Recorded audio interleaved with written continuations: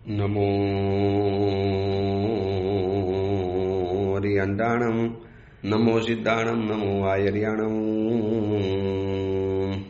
નમો વજ્જાયાણમ નમો લોએ સૌવસાવણમ એસો પંચ નમુકારો સૌવ પાવપણાસણો મંગલાહાણમ ચ સૌવેસી પરમમ વૈ મંગલમ મંગલમ ભગવાન વીરો મંગલમ ગૌતમ પ્રભુ મંગલમ સ્થૂલભદ્રાઢ્યા જૈન ધર્મો સ્તુ મંગલમ. પ્રવચનનો વિષય છે આસો માસની શાશ્વતી ઓરીનું શાશ્વતું પર્વ, પવિત્ર પર્વ, પાવન પર્વ, સિદ્ધચક્રજી ભગવંતના આરાધનાના દિવસો, નવપતજી ભગવંતની ઉપાસનાના દિવસો. આ 9 દિવસ એકદમ આરાધનામય માહોલ હોય છે. જેમ પર્વાદિરાય પર્યુષણ મહાપર્વના 8 દિવસ, આ દિવસોની અંદરમાં અનેક વ્યક્તિઓ આમિલ કરવાની અંદરમાં જાય, પ્રતિક્રમણ કરે, પ્રવચનમાં પણ સંખ્યાઓમાં વધારો થઈ જાય. આ બધી નવપતજી ભગવંતની એક વિશિષ્ટ આરાધના છે. સિદ્ધચક્રજી ભગવંતની અંદરમાં રહેલા દેવ, ગુરુ અને ધર્મ તત્વ, આ ત્રણેય તત્વની આરાધના છે. દેવ તત્વ પરિપૂર્ણ થયું. હવે આજે ગુરુ તત્વનો બીજો દિવસ. ગઈકાલે આચાર્ય પદ હતું, આજે ગુરુ તત્વનો બીજો દિવસ છે, એટલે કે ઉપાધ્યાય પદ. તો ગુરુ તત્વની જવાબદારી એ છે કે ગુરુ તત્વએ ધર્મ પણ સમજાવવાનો અને ગુરુ તત્વએ દેવની સાથે પણ જોડાવી રાખવાના. અરિહંત અને સિદ્ધની સાથે જોડાણ કરાવી આપવાનું, ધર્મને પમાડવાનું કામ પણ ગુરુ તત્વનું રહેલું છે. એટલે બને છે કે જેનું પ્રચંડ પુણ્ય છે એવા તીર્થંકર પરમાત્માને તો આ બધું આસાન બની જાય છે. અનંત જીવોને, અસંખ્ય જીવોને ધર્મના માર્ગે દોરી જાય છે તીર્થંકર પરમાત્મા, કારણ કે એમની પાસે વિશિષ્ટ પુણ્ય છે, વિશિષ્ટ અતિશયો છે. જ્યારે આ ગુરુ તત્વની પાસે કોઈ અતિશય નથી. તીર્થંકર પરમાત્માને બધું જ કામ કરવાનું છે પુણ્ય દ્વારા, અને ગુરુ તત્વને બધું જ કામ કરવાનું છે પુરુષાર્થ દ્વારા. કારણ કે વિશિષ્ટ પુણ્યના માલિક એવા તીર્થંકર પરમાત્માની પાસે તો દેવો, ઇન્દ્રો, નરેન્દ્રો, રાજાઓ, ધનાઢ્યો, શ્રીમંતો આમ પાણીના રેલાની જેમ ભગવાન પાસે પહોંચી જાય. જ્યારે વર્તમાન સમયમાં ગુરુ તત્વની પાસે એક તો સૌથી ઓછી આવનારી વ્યક્તિ હોય તો ઉપાસેમાં, જ્યાં ગુરુ તત્વ રહે છે. દેવ તત્વનો વાસ છે એવા મંદિરની અંદરમાં જનારા ઘણા મળશે, પણ ગુરુ તત્વ જ્યાં બિરાજમાન હોય છે એવા ઉપાસયની અંદરમાં જનારા બહુ ઓછા. કેટલાક તો સંવત્સરના પ્રતિકોણમાં એવા લોકો મળે છે નવા પરિચયમાં આવનારા કે સાહેબ વર્ષો પછી ઉપાસયને જોયો, વર્ષો પછી ઉપાસયમાં આવ્યા, અથવા તો વર્ષની અંદરમાં ખાલી આ એક જ વખત અમે ઉપાસયમાં આવીએ છીએ, બાકી ઉપાસયમાં ક્યારે આવતા જ નથી. હવે વિચારી લેજો, આવી કે સંખ્યા બહુ નાની નથી, બહુ વિરાટ સંખ્યા છે. તો ગુરુ તત્વને આ પ્રતિબોધ કરવાનું, માર્ગદર્શન આપવાનું, ધર્મને આગળ વધારવાનો, લોકોના હૃદયની અંદરમાં ધર્મની પ્રાણ પ્રતિષ્ઠા કરવાની, આ બધી ગુરુ તત્વને કેટલી બધી કઠિન પડતી હશે. એટલા માટે દેવ તત્વ એ નેશનલ હાઈવે જેવો છે અને ગુરુ તત્વ એ સ્ટેટ હાઈવે જેવો છે. હવે શું ફરક પડે નેશનલ હાઈવે અને સ્ટેટ હાઈવેમાં? જો નેશનલ હાઈવે હંમેશા વધારે સારો હોય, કારણ કે ત્યાં હજારો ગાડીઓ જાય, ટ્રકો જાય, કન્ટેનર જાય, ભારે ભરછક્કમ વાહનો પસાર થાય, એટલે રોડ એકદમ આસ્ફાલ્ટનો, સિમેન્ટનો રોડ બનાવી દેવામાં આવે. જ્યારે સ્ટેટ હાઈવે છે એ થોડોક ઉબડખાબડ હોય, થોડોક આગળ પાછળનો હોય. અને એક યાદ રાખજો કે સ્ટેટ હાઈવે ઉપરથી પસાર થયા વિના નેશનલ હાઈવે સુધી પહોંચી શકાતું નથી. National highway, state highway national highway સુધી પહોંચાડે અને નેશનલ હાઈવે સીધો આપણને દિલ્હી પહોંચાડી આપે. તો ગુરુ તત્વ દ્વારા પ્રભુ તત્વને મળવાનું છે. એટલે કે સ્ટેટ હાઈવે સમાન ગુરુ તત્વ છે. તો એમનું કામ શું હોય છે? તો કે દેવ જેવા નેશનલ હાઈવેની અંદરમાં વ્યક્તિને પહોંચાડી દેવાનું. હવે નેશનલ હાઈવે ઉપર ગયા પછી સીધો જ રસ્તો છે, નથી વચમાં કોઈ ટોલ નાકા આવતા, નથી વચમાં કોઈ અડચણ આવતી. સડસડાટ ગાડી ચાલી એટલે ચાલી, સીધી જ દિલ્હી જઈને ગાડી ઊભી રહે. એવી રીતે મોક્ષની દિલ્હીની અંદરમાં જઈને ગાડી ઊભી રહી જાય. તો બંને સ્ટેટ જરૂરી છે, બંને હાઈવે જરૂરી છે, નેશનલ હાઈવે અને સ્ટેટ હાઈવે. પરંતુ નેશનલ હાઈવે સુધી ડાયરેક્ટ નથી જવાતું, સ્ટેટ હાઈવેથી પસાર થવું પડે છે. માનો સુરતમાં છો, ચેન્નાઈમાં છો, બેંગ્લોરમાં છો, મુંબઈની અંદરમાં છો, અમદાવાદમાં છો કે અમરોલીમાં છો કે રાજકોટની અંદરમાં છો, ભરૂચમાં છો, કોઈ પણ સિટીની અંદરમાં છો, હવે એ સિટીના રસ્તા ઉપરથી ચાલો તો તમને નેશનલ હાઈવે સુધી પહોંચાડશે. એ નાની ગલીઓ વટાવવાની, ગલી ગુચીઓ ક્રોસ કરવાની અને પછી નેશનલ હાઈવે સુધી પહોંચવાનું. તો ગુરુ તત્વને પસાર કર્યા પછી તમે દેવ તત્વને પામી શકશો. ડાયરેક્ટ તમે ગુરુ તત્વને પકડવાની અંદરમાં જશો, દેવ તત્વને તો નહીં આવે. નેશનલ હાઈવે પર સીધું નથી જવાનું, એ સ્ટેટ હાઈવેથી જ જવાય. અને સ્ટેટ હાઈવે એને જ કહેવાય જે તમને નેશનલ હાઈવે સુધી પહોંચાડી દે. હું અત્યારે સુરતમાં છું અને મારે મુંબઈ અમદાવાદનો જે નેશનલ હાઈવે છે, નેશનલ હાઈવે નંબર 7, ધમધોકતો હાઈવે, જે સીધો જ મુંબઈના દરવાજે ઊભા રાખે, આ બાજુ અમદાવાદ જેને ઊભા રાખે, વચમાં મોટા મોટા સિટીઓ આવ્યા. હવે નેશનલ હાઈવે તો અહીંયાથી મારાથી 20 કિલોમીટર દૂર છે, જ્યાં મારું ચોમાસું છે ત્યાં. અંદાજે ઓછામાં ઓછું 20 કિલોમીટર, કદાચ વધારે પણ હોઈ શકે. તો 20-25 કિલોમીટર દૂર છે મારી પાસે નેશનલ હાઈવે. હવે હું સીધો કેવી રીતે જવાનું? મારે નેશનલ હાઈવેથી નેશનલ હાઈવે ઉપર જવા માટે સ્ટેટ હાઈવે ઉપર ચાલવું પડશે. સ્ટેટ હાઈવે એટલે અંદરના રસ્તા, નગરના રસ્તા, શહેરના રસ્તા.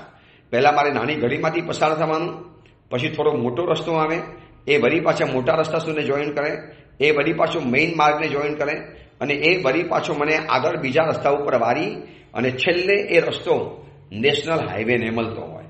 અમે આ બિહારોમાં ઘણીવાર જોઈએ છીએ. તો ગુરુ તત્વ છે એ નેશનલ સ્ટેટ હાઈવે સમાન અને દેવ તત્વ છે નેશનલ હાઈવે સમાન. તો આ નેશનલ હાઈવે ઉપર જવા માટે જેમ સ્ટેટ હાઈવેની જરૂર પડે છે, એમ દેવ તત્વ સુધી પહોંચવા માટે ગુરુ તત્વની જરૂરિયાત પડે છે. હવે આપણને ગુરુ તત્વની જરૂરિયાત કેટલી છે એ આપણે જાતે વિચારવાનું. શું મને ગુરુ પાસે જવાનું મન થાય? મેં જીવનમાં કોઈને ગુરુ બનાવ્યા છે? મેં જીવનમાં કોઈ યોગ્ય સમણ ભગવંતને કે સમણી ભગવંતને મેં ગુરુ તરીકે માથે ધાર્યા છે, જે સુવિહિત હોય, શાસ્ત્ર રહિત હોય, ગીતાર્થ હોય, સમજદાર હોય, દેશકાળના ભાવોને જાણકાર હોય, આગમ ગ્રંથોને ભણેલા હોય, પોતાના ગુરુના ગુરુકુલ વાસની અંદરમાં રહેલા હોય, આવા ગુરુ ભગવંત કોઈક મળ્યા, મેં એમને ગુરુ બનાવ્યા છે, તો તમે ગુરુ તત્વની આરાધના કરેલી કહેવાય. વરના મેં તમને કીધું એમ કે દેવની પાસે જનારા ઘણા છે, કારણ કે દેવનું પુણ્ય વિશિષ્ટ છે, દેવનું પુણ્ય અલગ છે, અને ગુરુની પાસે આવનારા ઓછા, કારણ કે ગુરુ છદમસ્ત છે. અને છદમસ્ત જીવને છદમસ્ત ગુરુ સામ સામે મળી જાય એટલે છદમસ્ત ગુરુના દોષો દેખાવાના. ગુરુ તો આવું કરે છે, ગુરુ તો આવું ભગવાન કરે છે, ગુરુ ભગવાન તો આવા પ્રકારનું કામ કરે છે. બસ આવા પ્રકારના મનની અંદરમાં જે ઊભા થયેલા ગૂંચડા અને માયાજાળ. તો ગુરુ તત્વનું કામ એક જ છે કે નેશનલ હાઈવે સુધી પહોંચાડવાનું કામ કરે છે. એટલે ગુરુ તત્વ બરોબર વચલા ભાગની અંદરમાં છે. આ બાજુ દેવ તરફ પણ જાય, આ બાજુ ધર્મ તરફ પણ જાય. હવે આજે ગુરુ તત્વનો બીજો દિવસ એટલે કે ઉપાધ્યાય પદ. આજે આપણે ઉપાધ્યાય પદની વાત કરીશું. તો આચાર્ય પદ પછી અરિહંત, સિદ્ધ અને આચાર્ય પદ પછી આવે છે ઉપાધ્યાય ભગવંત. ગઈકાલે આપણે આચાર્ય પદની આરાધના કરી. હવે આજે આપણે આરાધના કરવી છે ઉપાધ્યાય પદની. 25 ગુણોથી શોભતા 25 કમાસના આપીશું, કાવસક કરીશું, ઓમ રીમ નમો ઉવજ જાયણમ, આનો તમે જાપ કરશો. આ બધું જ આપણે કરીશું. પણ આ ગુરુ તત્વ, એ ગુરુ તત્વ કેન્દ્રની અંદરમાં છે. એટલા માટે કેન્દ્રમાં છે કે આ ઉપાધ્યાય તત્વ ગુરુ તત્વના કેન્દ્રમાં છે. ગુરુ તત્વના 3 પદ, આચાર્ય પદ, ઉપાધ્યાય પદ અને સાધુ પદ. તો ઉપાધ્યાય પદ બરોબર વચમાં આવ્યું ને, કેન્દ્રમાં આવ્યું. ઉપાધ્યાય પદ બરોબર કેન્દ્રમાં આવ્યું. આ બાજુ આચાર્ય પણ છે, નીચે સાધુ પણ છે, અને બંનેની વચમાં રહેલું ઉપાધ્યાય પદ. ઉપાધ્યાયની જવાબદારી એ છે કે એને બંને જણાને સંભાળ રાખવાની, બંનેને સાચવવાના. ભલે સાચવવાની ભૂમિકા અલગ હોય. સાધુને સાચવવાનો જે રીતે હોય એ રીતે કે ગુરુને સાચવવાનો ન હોય, પણ ગુરુની પણ સંભાળ રાખવાની. નીચે આશ્રિત વર્ગ જે છે એની પણ સંભાળ રાખવાની. રાજકુંવર સરીખા ગણ ચિંતક આચારજ પદયોગ એમ લખ્યું છે કે રાજાના મંડળમાં જેમ રાજકુંવર પણ હોય, તો અરિયન પરમાત્મા દરબારની અંદરમાં ઉપાધ્યાય ભગવંત એ રાજકુમાર છે. રાજકુંવર સરીખા ગણ ચિંતક આચારજ પદયોગ ત્રીજે ભવે તે લહે શિવ સંપદ. ત્રીજા ભાવમાં મોક્ષમાં જાય. આચાર્ય પદવીની સંપૂર્ણ યોગ્યતા છે, સંપૂર્ણ પૂરેપૂરી. છતાં પણ એક ઉપાધ્યાય પદ એમને પ્રાપ્ત કરવું પડ્યું અને ઉપાધ્યાય બની ગયેલા છે. તો આચાર્ય પદવીને યોગ્ય જો આવું ઉપાધ્યાય પદ છે, તે ઉપાધ્યાય પદ આપણને એક જ વાત સમજાવે છે કે બહારનું સંભાળનારા તો ઘણા મળે છે, પણ અંદરનું સંભાળનારા બહુ ઓછા મળે. અંદરનું સંભાળવું એટલે અંદરની વ્યવસ્થાઓ, ગ્રુપની અંદરની વ્યવસ્થા, ઘરની અંદરની વ્યવસ્થા, પરિવારની અંદરની વ્યવસ્થા. બહાર તો બોલબાલા થાય એટલે ઘણા લોકો સંભાળી લે, પણ અંદરની વ્યવસ્થા કોણ સંભાળશે? અંદરની વ્યવસ્થાને કોણ સંભાળે? તો ઉપાધ્યાય ભગવંતનું કામ આ છે. એક અપેક્ષા એ જોઈએ તો આચાર્ય પિતા છે અને ઉપાધ્યાય એ માતા છે અને મુનિ એ એમનું બાળક છે. તો મુનિ રૂપી બાળકને સાચવવા માટે આ ઉપાધ્યાય જેવી માતા કેટલો બધો ભોગ આપી દે છે, કેટલો બધો પરિશ્રમ કરે છે, કેટલું બધું બલિદાન આપી દે છે. પોતાની બધું જ ગૌણ કરીને થાક વગેરે શિષ્યોને ભણાવવા, તૈયાર કરવા, એમની સુખ દુઃખની વાતો સાંભળવી, એમની જીવનની જરૂરિયાતો પરિપૂર્ણ કરવી, સંયમ જીવનના ઉપકરણો તૂટી ગયા, ખોવાઈ ગયા અથવા તો બીજે ચાલી ગયા તો બધા નવા એમને પહોંચાડી દેવા, નવા આપી દેવા. આ બધી જ વ્યવસ્થા હોય છે ઉપાધ્યાય તત્વના હાથની અંદરમાં. એટલા માટે ઉપાધ્યાય તત્વનો વર્ણ બતાવ્યો છે ગ્રીન. ગ્રીન વર્ણ એટલા માટે બતાવ્યો કે જેમ બગીચો હરિયાળો રહે છે પાણી દ્વારા, એવી જ રીતે આ ઉપાધ્યાય ભગવતના કારણે પણ જીન શાસનનો આખો બગીચો હરિયાળો રહેતો હોય છે. તો આવા ઉપાધ્યાય પદની આજે આપણે આરાધના કરીશું. અને આ ઉપાધ્યાય ભગવંત વગેરેનું સ્થાન છે સિદ્ધ ચક્રજી ભગવંતની અંદરમાં. આપણે આ વખતે સિદ્ધ ચક્રજી ભગવંતના યંત્રનો આખો પરિચય પ્રાપ્ત કરીએ છીએ. 9 વલયની અંદરમાં વિસ્તરેલું આ સિદ્ધ ચક્રજી ભગવંતનું યંત્ર. પંચ પરમેષ્ઠી ભગવંત છે, નવપદજી છે, માતૃકા અક્ષરનું પૂજન છે. ગઈકાલે આપણે જોયું 48 મહાલબ્ધિઓ. એક એક લબ્ધિઓની કેવી તાકાત છે એને આપણે ટૂંકમાં પણ જોઈ લીધું.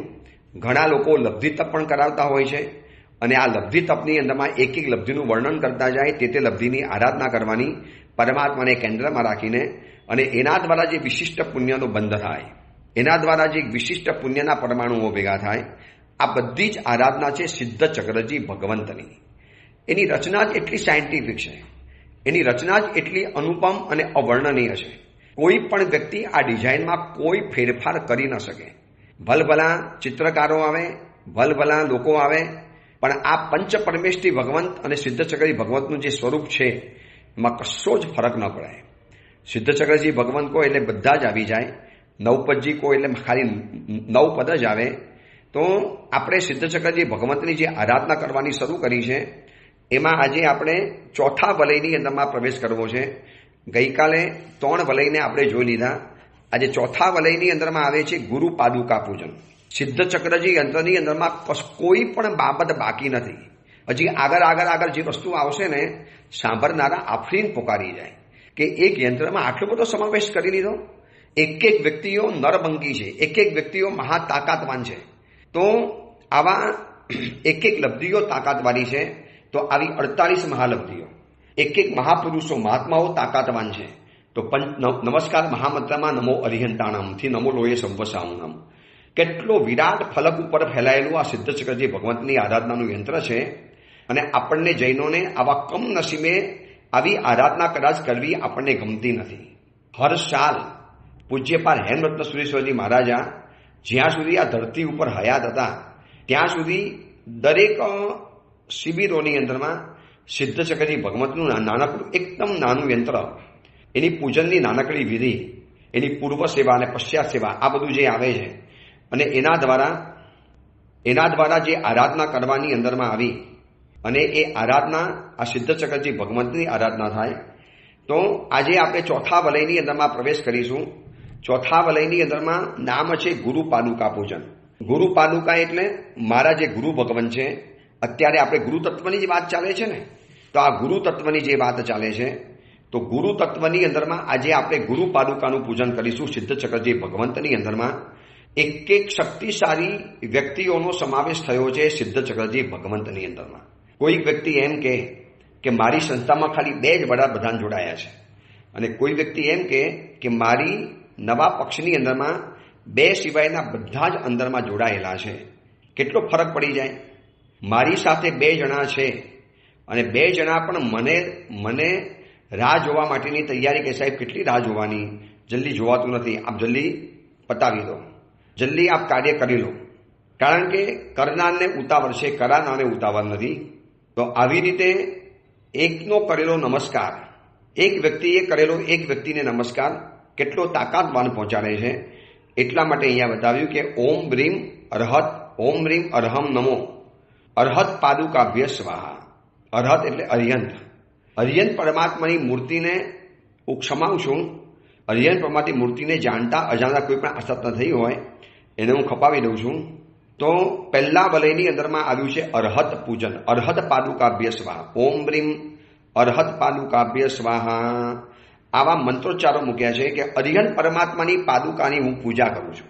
અરિહંત પરમાત્માની મૂર્તિની પૂજા તો ઘણી વખત કરી, પણ અરિહંત પરમાત્માની પાદુકા, જેમ કોઈ વ્યક્તિ મહાત્મા કાર કરી જાય છે તો એના જેમ પગલિયા મૂકવાની અંદરમાં આવે છે, એવી જ રીતે અરિહંત પરમાત્માની પાદુકાને સ્થાપિત કરી અને એમ માને કે અરિહંત ભગવાન મારી નજીકમાં જ છે, મારા નિયર બાય છે, મને કોઈ જ વાંધો નહીં આવે. તો ગુરુ પાદુકા પૂજનનો પહેલો મંત્ર છે ઓમ રીમ અરહત પાદુકાભ્ય સ્વાહા. બીજા નંબરમાં આવે છે ઓમ રીમ સિદ્ધ પાદુકાભ્ય સ્વાહા. સિદ્ધના બે અર્થ નીકળે. એ તો મોક્ષની અંદરમાં જે ચાલી જાય છે એ પણ સિદ્ધ ગણાય છે, અને આ સંસારમાં જેને વિશિષ્ટ સિદ્ધિની પ્રાપ્ત કરી હોય પોતાના ગુરુબળ દ્વારા, ગુરુના ગ્રુપ દ્વારા એવી એવી સિદ્ધિઓ પ્રાપ્ત કરીને એનો નંબર જાય છે સિદ્ધ અવસ્થાની અંદરમાં, એટલે કે સિદ્ધ અવસ્થામાં. હવે ખબર કેવી રીતે પડે કે આ મોક્ષમાં જનારો અરિહંત છે કે સિદ્ધ છે? આ સીધી વાત છે. તીર્થંકર તો પોતાના ધ્યાનમાં બેઠેલા જ હોય અને એ સમયમાં તમારો પગ કે તમારો અંગૂઠો બરોબર એ ઝાડ નીચે કામયાબ હોય, અને જે એક વ્યક્તિએ એનું મહત્વ બતાવવા માટે જે એનું મહત્વ બતાવતા ગયા છે, તો આવી રીતે અરહત પાદુકાનું પૂજન છે. અનંત એટલે આવા અરહત પાદુકા એક પણ હોય, બે પણ હોય, 5 હોય, 15 પણ હોય. તો બીજા નંબરનો મંત્ર આવે છે ઓમ રીમ સિદ્ધ પાદુકાભ્ય સ્વાહા.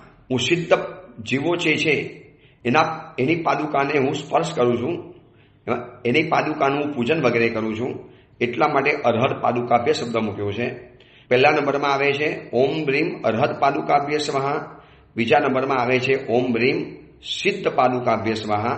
હવે ત્રીજા નંબરમાં આવે છે ઓમ રીમ ગણધર પાદુકાભ્ય સ્વાહા. ગણધર ભગવંતોની પાદુકાને હું નમસ્કાર કરું છું. અરિહંતમાં તો એકલા અરિહંતો જ આવે, સિદ્ધની અંદરમાં એકલા સિદ્ધ ભગવંતો આવે, પરંતુ આ ત્રીજા નંબરમાં આવ્યું છે ગણધર પાદુકા.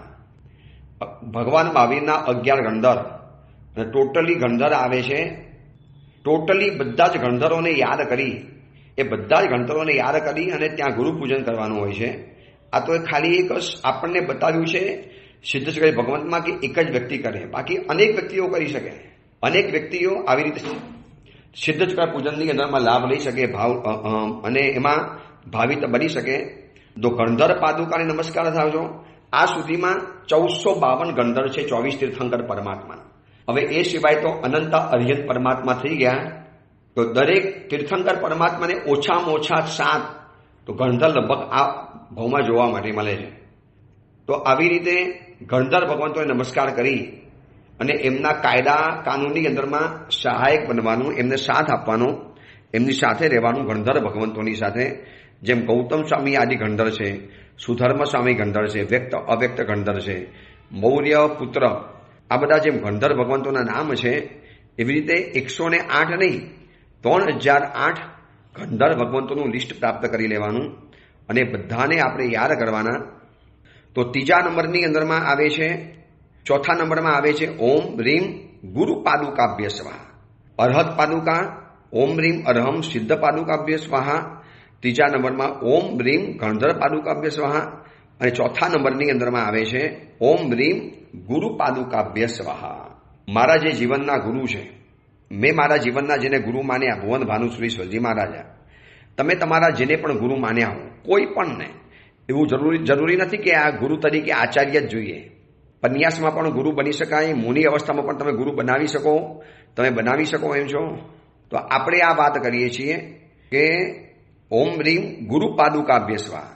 કોણ નાનું કોઈ મોટું નથી જોવાનું, પણ એક જ જોવાય છે કે ગુરુ પાદુકાને મારે નમસ્કાર કરવા છે. એટલે અનંત ગુરુ પાદુકાને નમસ્કાર કરી અને ગુરુની કૃપા આપણે મેળવવી હોય તો પ્રાપ્ત કરી શકાય છે. આજે ઘણાના લગ્ન અટકતા હોય, સંસારી કાર્યો ઘણા અટકી જતા હોય, ખાલી ચા દૂધ વગેરે ખાલી વ્યવસ્થિત આવે, બાકી સંસારના બધા જ કાર્યો જ્યારે અટકતા હોય ત્યારે આ ગુરુ પાદુકાનો જાપ, ગુરુ પાદુકાના નમસ્કાર એ આપણા માટે ખૂબ કામ લાગે છે.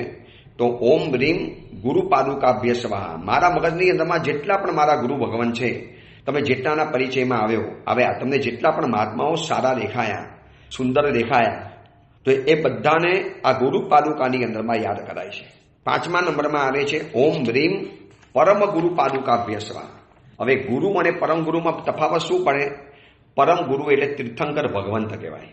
ઓલામાં કેવલીઓના પાદુકાને નમસ્કાર હતા અને અહીંયા જોવા જઈએ તો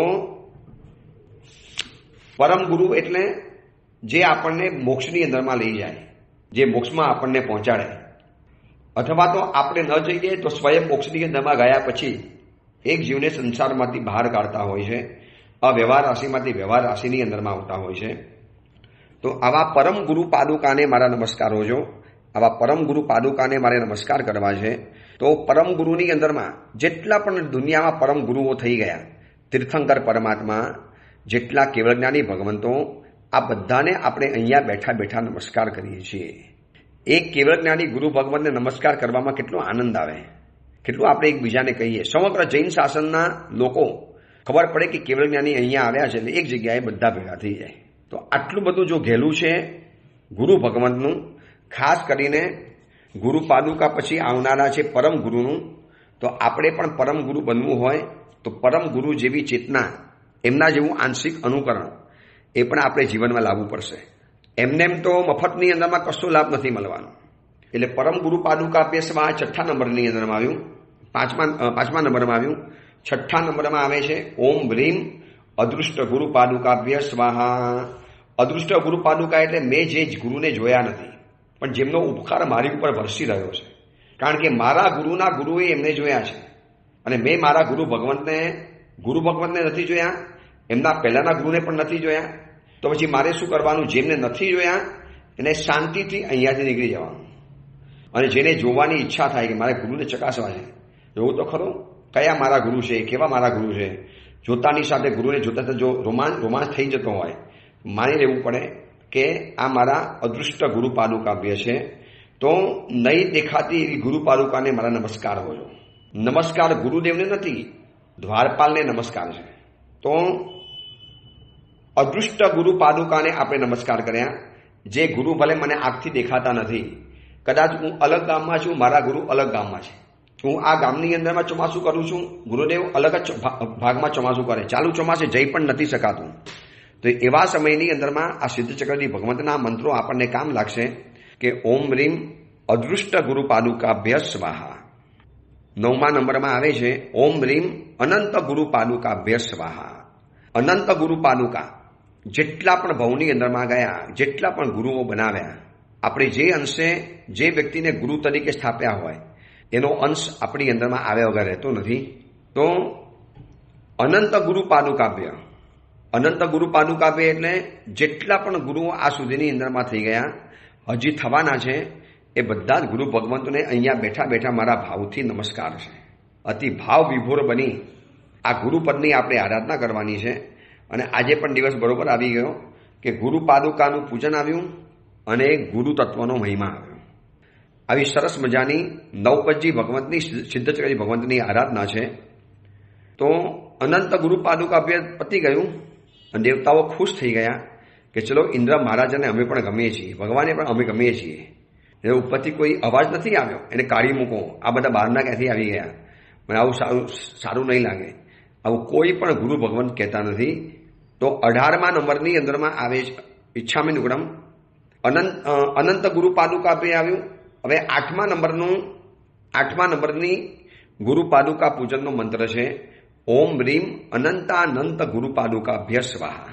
અહીંયા ખાલી એક જ ગુરુ નહીં, અનંતાનંત ગુરુ પાદુકાને નમસ્કાર કર્યા. અનંત તો અનંતમાં તો આવી ગયું, તો વળી પાછું અનંત કેમ લઈ આવ્યા? તો કે એમનો જલ્દી શોક અને પીડાને દૂર કરવા માટે. તો અનંત ગુરુ પાદુકાભ્ય, અનંતા ગુરુ પાદુકાને મારા નમસ્કાર થાવ. આ જીવનની અંદરમાં જે ગુરુ બનાવ્યા એની પહેલા ભવમાં બનાવ્યા, અનંતા ભવ ભમ્યા છીએ. પરંતુ હજી માત્ર આંગળીના વેડે ગણાય એટલા જ ગુરુ ભગવંતો ને આપણે જાણી શકીએ છીએ. એ સિવાય તો નહીં જાણેલા ગુરુ ભગવંતો કેટલા બધા છે. તો આ 7મા નંબરમાં બતાવ્યું ઓમ રીમ અનંત ગુરુ પાદુકાભ્ય સ્વાહા. 8મા નંબરમાં આવે છે ઓમ રીમ અનંતાનંત ગુરુ પાદુકાભ્ય સ્વાહા. અનંત ગુરુ પાદુકાને મારા નમસ્કાર હોજો. અનંતા ગુરુ ભગવંતોને મારા નમસ્કાર હોજો. અનંત ગુરુ પાદુકા આપે. અનંત ગુરુ અને અનંત ગુરુ કેટલો બધો ફરક પડ્યો. ભૂતકાળ, ભવિષ્યકાળ, વર્તમાન કાળ, જે ગુરુ તરીકે ગણાવાના છે. સમ્યક જ્ઞાનનો ઉપદેશ આપે, દયા ધર્મની મહત્તા બતાવે, માનવતાના ગુણો વિકસિત કરાવે અને અંતે મોક્ષ તરફનું લક્ષ્ય પેદા કરાવડાવી અને સુવિશુદ્ધ આરાધનાઓ જીવનની અંદરમાં કરાવે. આ એક કોઈ પણ શ્રવણ ભગવતનું નોર્મલ કર્તવ્ય હોય. તો અનંત ગુરુ પાદુકાને નમસ્કાર કરી આપણે બધા ગુરુ ભગવંતોના આશીર્વાદને પ્રાપ્ત કરીએ છીએ. પછી છેલ્લે એક શ્લોક બોલાય છે. શાના હતા સ્વરા વર્ગા લબ્ધિ મંતો મહર્ષય ગુરુનામ પાદુકાશ્ચૈવ સર્વે પૂજામ પ્રતિચ્છત. તો આની અંદરમાં એક સરસ મજાનો શ્લોક બતાવ્યો છે સિદ્ધચક્રી ભગવંતની અંદરમાં. આ ચોથા વલયની આ વાત બતાવું છું. તો જેટલા પણ સ્વર છે, જેટલા પણ વર્ગ છે, જેટલા પણ વ્યંજનો છે, જેટલા પણ લબ્ધિધારી મહાપુરુષો છે, જેટલી પણ ગુરુની પાદુકાઓ છે, ગુરુનામ પાદુકાશ્ચૈવ સર્વે પૂજામ પ્રતિચ્છત, બધા જ અમારી પૂજનને સ્વીકારો, અમારી આ ભક્તિને સ્વીકારો, અમારા ભાવને સ્વીકારો. આવા પ્રકારની વાત આ ચોથા નંબરના વલયની અંદરમાં આવે છે. હવે એ ચોથા વલયની અંદરમાં અધિષ્ઠાયક દેવતાઓને આહ્વાન કરવામાં આવે છે. આપ આવજો, આપ પધારજો, અમારું આ પૂજન શરૂ થવાનું છે, અમારું આ પ્રવચન ચાલે છે, અમારી આ જિંદગી ચાલે છે. તો અમને આવીને તમે સપોર્ટ કરજો, અમને આવીને બચાવજો, અમને આવીને રક્ષા અમારી કરજો. તો આ બધું કહેવાય છે ગુરુની પાદુકાને આપણે વિનંતી કરી કે સર્વે પૂજામ પ્રતિચ્છત. તો બધા ગુરુ પાદુકાને મારા નમસ્કાર કર્યા. હવે જેટલા પણ અધિષ્ઠાયક દેવી દેવતાઓ છે એ બધાને આપણે યાદ કરીએ છીએ. અહીંયા સિદ્ધચક્રજી ભગવતમાં તમે ક્યારે ગયા હશો તો રાગની અંદરમાં એટલો અદ્ભુત શ્લોક બોલાવાય છે. શ્રી અર્હદાદિ સમલંકૃત સિદ્ધ ચક્રા ધીષ્ટાયકા વિમલ વાહન મુખ્ય દેવા દેવ્યશ્ચ નિર્મલ દૃશો દિગિનાગ્રહાશ્ચ સર્વે સમાવતરત ધૃતમુષ્યવેત્ર. આવા એક અદ્ભુત શ્લોકો બતાવ્યા છે કે હે અધિષ્ઠાયક દેવી દેવતાઓ, વિમલ વાહન વગેરે મુખ્ય અધિષ્ઠાયક દેવી દેવતાઓ. સિદ્ધચક્રજી ભગવંતના અધિષ્ઠાયક છે વિમલ વાહન દેવતા, વિમલ વાહન યક્ષરાજ. તો આ વિમલ વાહન યક્ષરાજને આહ્વાન કર્યું. એક શ્લોકની અંદરમાં આહ્વાન કર્યું, બીજા શ્લોકની અંદરમાં સંસ્થાપન કર્યું, ત્રીજા શ્લોકની અંદરમાં સંનિધાન કર્યું, ચોથા શ્લોકની અંદરમાં સંનિરોધન કર્યું, પાંચમા શ્લોકની અંદરમાં અવગુંઠન કર્યું અને છઠ્ઠા શ્લોકની અંદરમાં પૂજન કર્યું. આવી રીતે અલગ 6 શ્લોકોની અંદરમાં દેવી દેવતાઓને આહ્વાન કરે છે. શ્રી અર્હદાદિ સમલંકૃત સિદ્ધચક્ર, અરિયન પરમાત્માથી યુક્ત એવું સિદ્ધચક્રના અધિષ્ઠાયક વિમલ વાહન વગેરે મુખ્ય દેવતાઓ અને એની મુખ્ય દેવીઓ જે નિર્મલ સમ્યક દર્શનનો ધારણ કરે છે. તો એવા આકાશના જે બધા ગ્રહો છે સર્વે સમાવતરત ધૃતમુષ્યવેત્ર, આ બધાને આ ઉત્સવની અંદરમાં આવવાની મારી આહ્વાન છે, મારું આજ્ઞા છે. તમારે આવવું પડશે, તમારે નીચે આવીને બધાને દર્શન આપવા પડશે. તમારે અધિષ્ઠાયક દેવતા તરીકે તમારે ભક્તોની સહાય કરવી પડશે. તો આવી રીતે દરેક શ્લોકની અંદરમાં અલગ વસ્તુ બતાવી છે. તો આ ચોથા વલયની અંદરમાં, ચોથા રાઉન્ડની અંદરમાં અધિષ્ઠાયક દેવી દેવતાઓને વાત કરી. છેલ્લો શ્લોક જોઈ લઈએ. શ્રી અર્હદાદિ સમલંકૃત સિદ્ધ ચક્રા ધીષ્ટાયકા વિમલ વાહન મુખ્ય દેવા દિવ્યશ્ચ નિર્મલ દૃશો દ્રિગિનાગ્રહાશ્ચ પૂજામ પ્રતિચ્છત મયા વિહિતામ યથાવત. હું જે રીતે પૂજા કરું છું એવી આ મારી પૂજાને હે દેવો, સમ્યક દ્રષ્ટિ દેવતાઓ, વિમલ વાહન વગેરે દેવી દેવતાઓ, આપ આ અમારી વિનંતીને સ્વીકારો. અને એમ કહેવાય છે કે વિમલ વાહન દેવતા યક્ષરાજ સિદ્ધચક્રજી ભગવાનનો અધિષ્ઠાયક એ પ્રસન્ન થઈ જાય અને આપણા બધા જ મનવાંછિતને પરિપૂર્ણ કરે. શ્રીપાલ રાજાના જીવનની અંદરમાં આવું જોવા માટે મળે છે. તો આજે આપણે ચોથા રાઉન્ડની અંદરમાં આ બધી વાતોને આપણે જાણી કે કેવી રીતે એમની આરાધના કરાય, કેવી રીતે એમને આહ્વાન આપી શકાય. હવે પાંચમા વલયની વાત આપણે આવતીકાલે કરીશું. એ જ મંગલ કામના મંગલ ભાવના. જીનાગના વિરુદ્ધ કાંઈ પણ બોલાયું હોય તો મિચ્છામી દુક્કડમ.